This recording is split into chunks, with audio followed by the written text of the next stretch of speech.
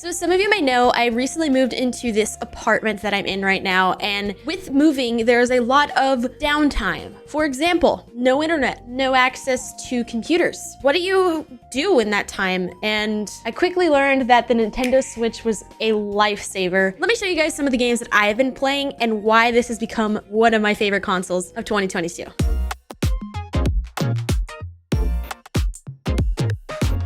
First off, I've had a Nintendo Switch since it came out back in 2017. And the cool thing about that is I was actually one of the first people to get one of them in my hands. Actually, March 2nd, 2017, because I had to wait since I didn't pre-order the Switch. That's right, I waited over 12 hours for a Nintendo Switch, but I finally got one. And since then, I have played the Switch a little bit, but not as much as I think that I was expecting to. Fast forward to 2020, the pandemic hit, and it was a really big time for Animal Crossing. I had so much fun playing Animal Crossing, and it's probably one of the most important games in my life for sure. Really sad that Nintendo stopped doing as much updates as I feel like they could have done, but Animal Crossing quickly became a game that was thrown into the trash. 2021 came around and couldn't really find any more games that were on the Switch that really were calling to me. And I completely forgot that I even owned a Nintendo Switch. But the OLED Switch came out, and I purchased an OLED Switch mostly because I am one of the rare people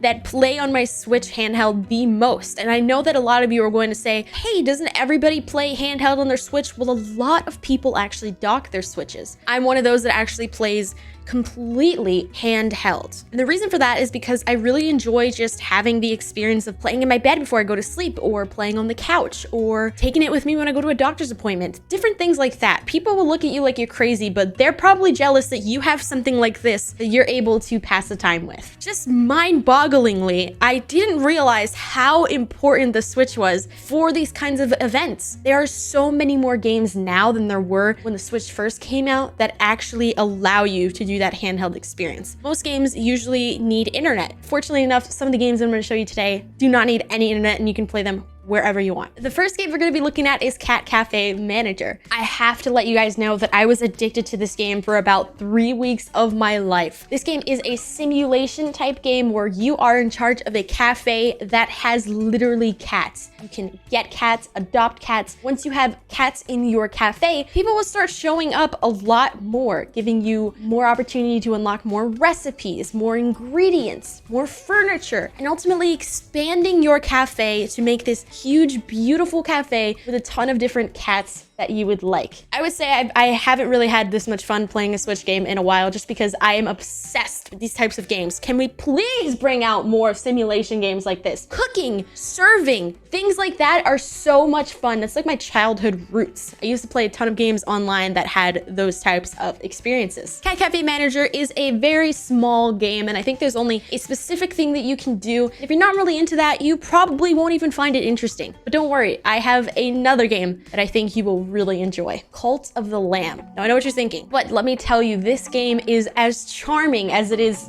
freaky. Cult of the Lamb is a game where you are a cult leader and you are managing your followers and making sure that you are taking care of your entire village. You collect resources and build new structures. You actually also go on quests of some sort. One portion of the game, you're actually managing your flock and your town and making sure that people are fed and that your faith is high enough so that your followers don't go against you. And you also are building things and getting materials, and your followers at some point in time will eventually be able to do all of this for you. All you have to do is make sure that they are fed and happy. Now, along with that, there's also a second aspect where it is a roguelike. You go into different dungeons and you actually embark on these journeys and take on boss after boss after boss, level yourself up, get new abilities, new items, and you just continue over and over until you have finally completed every single boss. And trust me, there are a lot of hours that you can actually be playing this game. I believe I'm on day 50, and you can play as slow or as quickly as you want. For me, I find it really, really fun just to manage my flock more than it is to go and embark on a journey. But of course, it is all up to you. Cult of the Lamb is one of my favorite games of 2022, and that's saying something because I have a lot of really fun games that I've played this year. The next game I recently discovered is Bear and Breakfast. My God, this is kind of what I was saying when I was talking about Cat Cafe Manager, where we need more games like this. Bear and Breakfast is a play on words for bed and breakfast. You basically own your own little hotel that a bunch of humans can come visit, and you can decorate it as much as you want. And not only is that the only thing that you do, there are also quests that you do as well. You are given quests to help build up your hotel. Get yourself as many tours as you possibly can. Decorate as much as you can. Just all around a really good, cozy vibe time. And I'm really into cozy games as well. So Bear and Breakfast was 100% on my wish list. When I first saw it come out on Steam, it actually just came out on Switch not too long ago. And trust me, you're gonna wanna play this game if you haven't. And last but not least, guys, Splatoon 3. I wish I could show you how many hours I have on this game so far because I have been playing for